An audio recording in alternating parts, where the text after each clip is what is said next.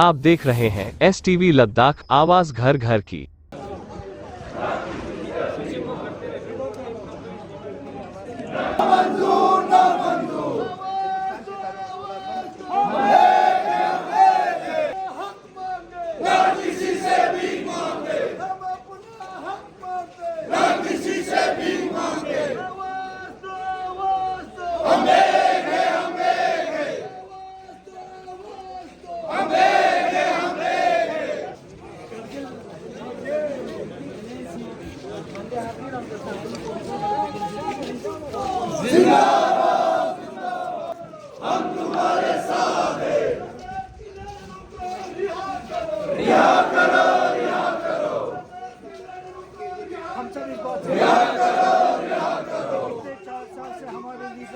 हम तुम्हारे साथ हैं,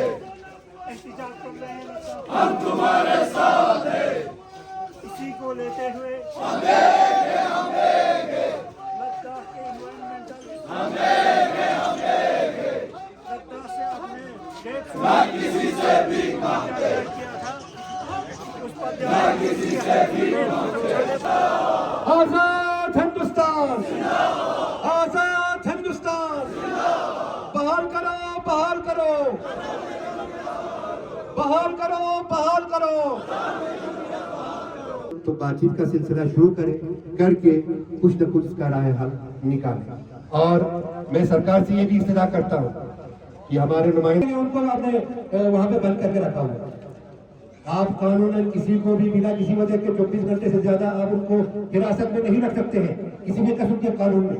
मैं दिल्ली पुलिस की इस हरकत की आप अगर 24 घंटे के अंदर अंदर हमारे पूरे लद्दाख में ऐसा एजुकेशन शुरू कर देंगे, ऐसा एजुकेशन शुरू कर देंगे कि आप लोग फिर हम लोगों को नहीं रोक सकेंगे। मैंने पहले ही कहा लद्दाखी सोए हुए शेर है, इनको मत जगाओ। हम उम्मीद करते हैं कि 24 घंटे के अंदर अंदर हमारे जो भी लीडरान दिल्ली के मुख्तलिफ हिरासतों में बंद है उनको रिहा किया जाएगा। हमारे 4 पॉइंट एजेंडा पे बात करेगी और इसका जल्द अज जल्द इसमें कुछ न कुछ रास्ता निकाल के लद्दाखी आवाम की मुश्किलात को हल करेंगे। लीडर दिल्ली में है, उन सब ने आप सबका शुक्रिया अदा किया है। आप सबको जो है उन्होंने पैगाम दिया है। कल शाम को मेरी अपने लीडरों के साथ बात हुई थी तो जिसमें हमारे चेयरमैन साहबान हैं करके डेमोक्रेटिक अलायंस के हाजी अफजल जनाब खबर रियाज और साथ ही साथ हमारे मेंबर पार्लियामेंट जनाब हाजी मोहम्मद खलीफा जान साहब और हमारे honourable chairman chief executive councillor जनाब डॉक्टर मोहम्मद जाफर साहब और एग्जीक्यूटिव काउंसिलर साहब और हमारे सभी आप सबका एक बार दिल की अभी गहराइयों से बहुत बहुत शुक्रिया। इसके बाद हम क्या करेंगे, जो हमारे लीडर साहब यहाँ तशरीफ लाए के एपेक्स बॉडी के लीडर है आजाद, हमारे शरीर का हिफाजत जो हमें चाहिए और उसके बगैर हम किसी और चीज पर नजर चलने वाले नहीं। इसलिए मेरी गुजारिश है, हम हमेशा गुजारिश वाली भाषा में बात करते हैं क्योंकि हम अमन पसंद लोग हैं, हम अमन के यकीन और गवर्नमेंट ऑफ इंडिया को, होम मिनिस्ट्री को भी हमारे इस गुजारिश का एहतराम करना चाहिए। जब लद्दाख के लोग झुक कर गुजारिश करके आपके पास आ रहे हैं, उनके तकलीफों को हल करना चाहिए। क्या फर्क पड़ता है अगर हमको सिर्फ शुरू में लाए, हमारे राइट भी प्रोटेक्ट होता था, हमारे नुमाइंदे चिल्लाते थे, वहां से जो उनका अजाला होता था। आज किसको बोलेंगे आप? कौन तानाशाही है जो हमारी बात को सुन रहा है? कौन तानाशाही है जो हमारे जख्मों पर मरहम लगा रहा है? मरहम लगाने की जगह पर हमारे जख्मों पर नमक छिड़क रहा है।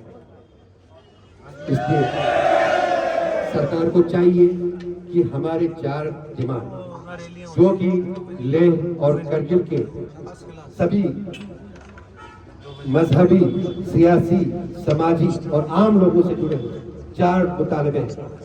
नंबर 1, लद्दाख के लिए full fledge statehood. Number 2, Ladakh को आईन के 6वें शेड्यूल में लाना। नंबर 3, यहाँ पे बेरोजगार नौजवानों के लिए रोजगार के मौके निकालना और साथ ही साथ लद्दाख के लिए पब्लिक सर्विस कमीशन का क़याम अमल में लाना और लद्दाख के लिए एक अलग कैडर बनाना और उसके साथ ही साथ जो हमारे 2 डिस्ट्रिक्ट हैं लेह और करगिल, उनके लिए अलग अलग एमपी का सीट जो है वो बनाना। ये हमारे 4 डिमांड है। पिछले 5 साल से हम सड़कों पर है, एक डिमांड पर भी अभी तक खरा नहीं उतरा, जो कि निहायत अफसोस की बात है तो मैं एक बार फिर अरबाब इक़्तिदार से गुजारिश करता हूँ कि इन 4 डिमांड्स को प्रायोरिटी बेस पर जो है इन पे काम करें, इनके साथ हमारे लीडरशिप के साथ जल्द अज जल्द बातचीत का सिलसिला शुरू करें, क्योंकि दुनिया में हर चीज़ का जो रिजल्ट है वो हमारे हुकूमत का काम है। अफसोस की बात है, हमारे सोना मौजूद को पैदल 600 किलोमीटर पैदल सिर्फ माहौलियात के तहफ़्फ़ुज़ात को लेकर जाना पड़ रहा है। इस माहौलियात का लद्दाख का माहौल आपने देखा। शहादत के अजीम दर्जे पे फाइज हुए। मैं इस अजीम सानिहे पे हज़रत वली असर इमाम ज़मान अरवाहुना लहुल फ़िदा और शिय्यत के अलमबरदार रहबर मुअज़्ज़म इनक़िलाब आगा सईद अली ख़ामनाई, तमाम मुज्तहिदीन एज़ाम, उलमाए किराम और मुमिनीन व मुमिनात को ताज़ियत व तस्लियत पेश करता हूँ।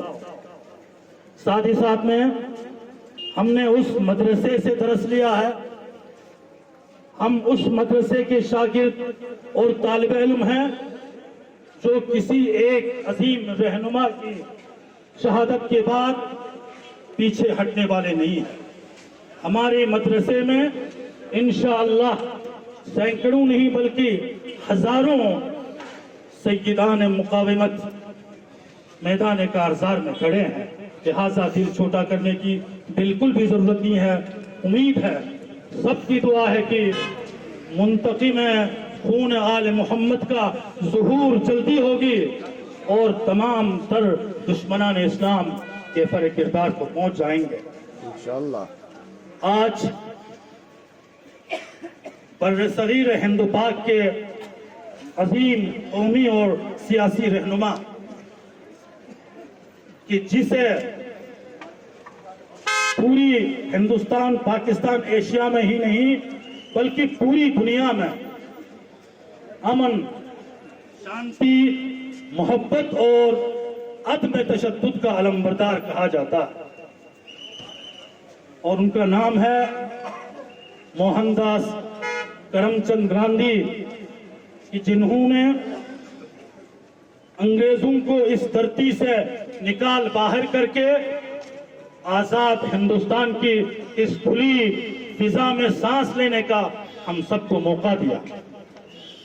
इसके बाद डॉक्टर भीमराव अंबेडकर साहब ने इस मुल्क की आईन को तरतीब दिया, जिसके तहत हिंदुस्तान में रहने वाले हर शहरी को, चाहे वो किसी भी मजहब, किसी भी मसलक, किसी भी रंग, किसी भी नस्ल या जात पात से ताल्लुक रखता हो, तमाम तर बैरियर्स को क्रॉस करते हुए हर एक शहरी को अपने जायज मुतालिबात के लिए, अपने हुकूक के लिए सड़कों पे आके एहतिजाज करने का हक दिया गया। लेकिन अफसोस वक्त की दामन में गुंजाइश की कमी है, लिहाजा मैं समेट रहा हूं कि 2019 के बाद से करगिल के अवाम के हुकूकात पे जो शबखून मारा जा रहा है, जैसे अवाम के हुकूक 2019 के बाद से सलब किया जा रहा है, अपने उन जायज मुतालिबात को मनवाने के लिए यहाँ करगिल में करगिल डेमोक्रेटिक अलायंस की क़यादत में और लेह में लेह एपेक्स बॉडी की क़यादत में अवाम पिछले 4-5 साल से सरापा एहतिजाज है। और रिसेंटली हमारे सोनाम वांगचुक जी की क़यादत में लेह से और करगिल से भी हमारे ऑनरेबल मेंबर ऑफ पार्लियामेंट, यहाँ के ऑनरेबल सीईसी, यहाँ के एग्जीक्यूटिव काउंसलर्स और सियासी जो हमारे रहनुमा है, उनकी क़यादत में एक टीम अपने जायज मुतालिबात को लेके ये मंशा अपने दिल में लेके कि गांधी जयंती को राजघाट पे कौमी राष्ट्रपिता को श्रद्धांजलि अर्पित करने के बाद अपनी जायज मुतालिबात को लेके मुल्क के वजीर दाखिला और वजीर आज़म से मुलाकात करेंगे। और जो आवाम के चार बड़े डिमांड्स हैं, ये वजीर दाखिला श्री अमित शाह जी के पास, वजीर आज़म हिंद श्री नरेंद्र मोदी जी के पास, कि जो हमेशा ये नारा देते हुए नहीं थकते कि मेरी जो सरकार है, मेरी जो जमहूरियत है, मेरी जो हुकूमत है, हमेशा अवाम के लिए मेरे दरवाजे जो है 24 घंटे। बच्चे एक टीम या 2 टीम जो है यहां से रवाना हुए, लगभग 600-700 किलोमीटर का मसाफत तय करने के बाद हिंदुस्तान, जिसे जमहूरियत की मां कहा जाता है, जिसे मदर ऑफ डेमोक्रेसी कहा जाता है दुनिया में, वहां के दारुल खुलाफा के सरहद पे कदम रखते ही हमारी अवाम के साथ, हमारी खवातीन के साथ, हमारे सियासी लीडरों के साथ जो नारवा सलूक दिल्ली पुलिस ने किया गया, वो जमहूरियत हिंद की तारीख में हम 6 शेड्यूल के लिए मांग करते हैं। हम जो बेरोजगार हमारे जवान हैं, खासकर पिछले कितने साल हुए, ये हमारे लीडरों की बालिगुन नजरी भी है करगिल की, कि हमने कभी भी रियासत से अलग होने का और अलग से यूटी बनाने का मुतालिबा कभी भी नहीं किया। लेकिन जिन्होंने मुतालिबा किया, आज वो किन हालात में जी रहे हैं। लिहाजा हमारी हुकूमत से गुजारिश है कि जितने भी हमारे लीडरान, अवाम, जवान, बूढ़े, मर्द और खवातीन डिटेंशन सेंटर्स के अंदर में बंद किया गया है गैर कानूनी तौर पर, उन्हें फौरी तौर रिहा किया जाए। दूसरी बात है, इनके साथ एक सदाबहार माहौल में जो हमारी जायज मुतालिबात है, उनके लिए बातचीत का एक माहौल फराहम किया जाए। साथ ही साथ में हमारे जितने भी बेरोजगार जवान हैं, जो पिछले 5-5, 6-6, 7-7 सालों से जो है वो इंटरव्यूज के लिए इंतजार कर रहे हैं और उम्र की जो हद है वो दूर कर रहा है, ये हमारी मांग है। हम चाहते हैं कि कश्मीर से अलग हो जाने के बाद लद्दाख एक मुकम्मल स्टेट हुड लद्दाख के लिए दर्जा अता किया जाए। खुसूसन ये गुजारिश करना चाहूँगा कि ये बात न भूले, ये बात हरगिज न भूले कि हम बाई चॉइस इंडियन है, बाई चांस नहीं। मतलब ये कि 1947 में बाबा ये कौम ने गासिब और गारतगर लंदनियों से हिंदुस्तान को आज़ाद कराया। इसी के एकदम साल, आधे साल के अंदर ही हिंदुस्तान को दो टुकड़े में बांट दिया। एक पाकिस्तान के नाम से अलग हो गया, कुछ लोग पाकिस्तान में चले गए, लेकिन ये फख्र है सरजमीन लद्दाख में रहने वाले कौम का, ये मिल्लत गयूर लद्दाख के लिए फख्र है। संभाल के इंडियन है, इंडियन है का मतलब अपने इख्तियार से हिंदुस्तानी है का मतलब ये है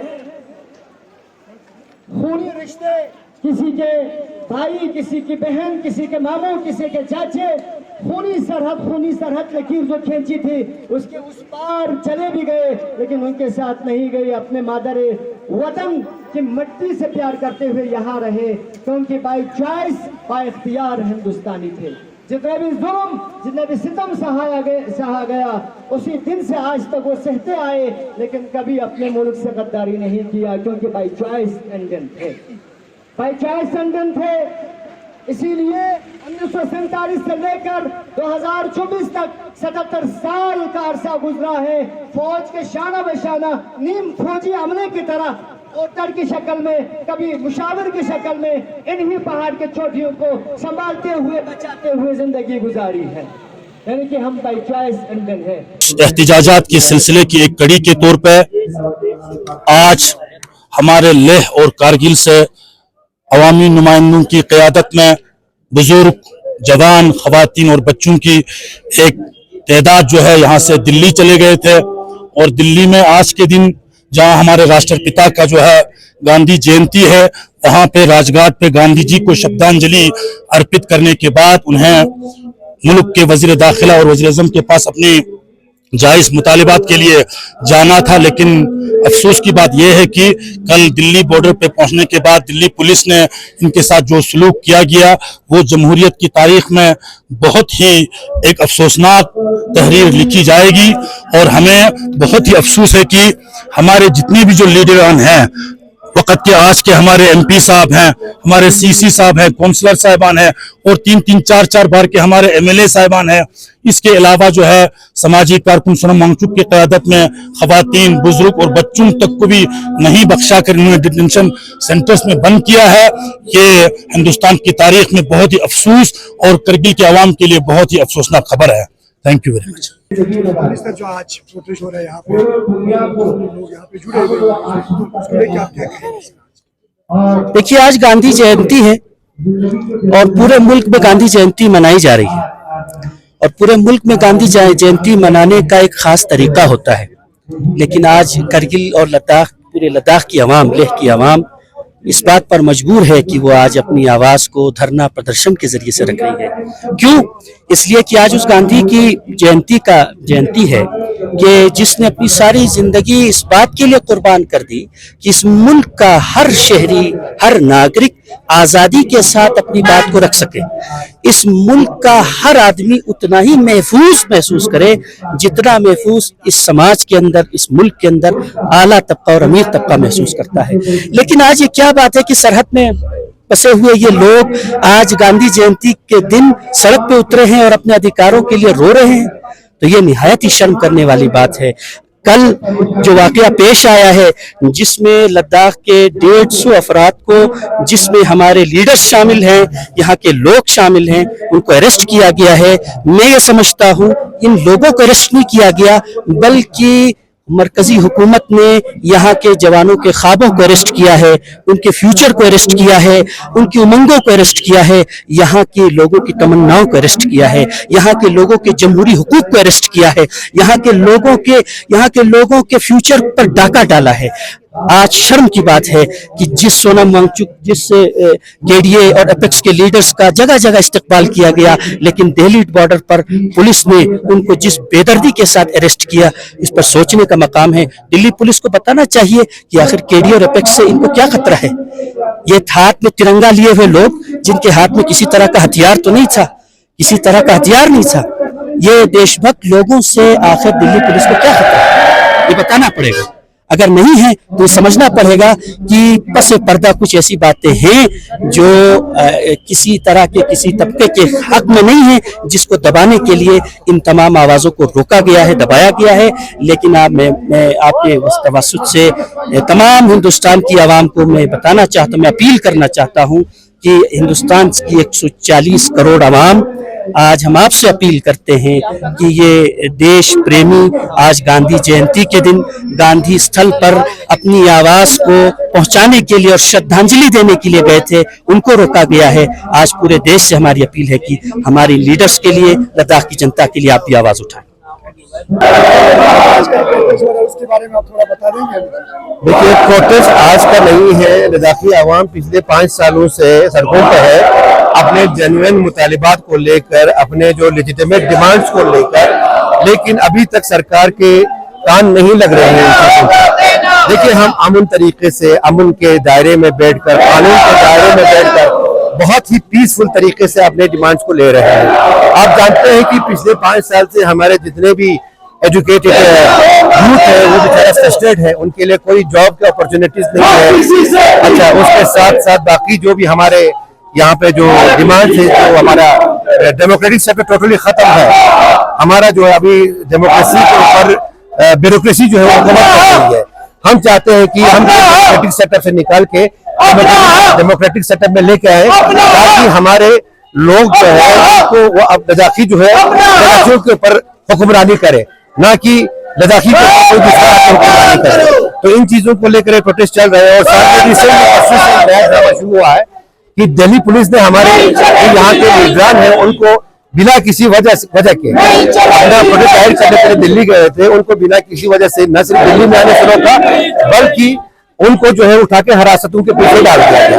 ये बहुत ही काबिल तरदीद चीज है, बहुत ही काबिल मजम्मत एक स्टेप उन्होंने उठाया है, जिसके हम पुरजोर अल्फाज में मजम्मत करते हैं, तरदीद करते हैं और हमें यकीन है कि जल्द अज जल्द जो है सरकार हमारे लीडरों को छोड़कर उनके साथ बातचीत का रास्ता हमवार करेगी।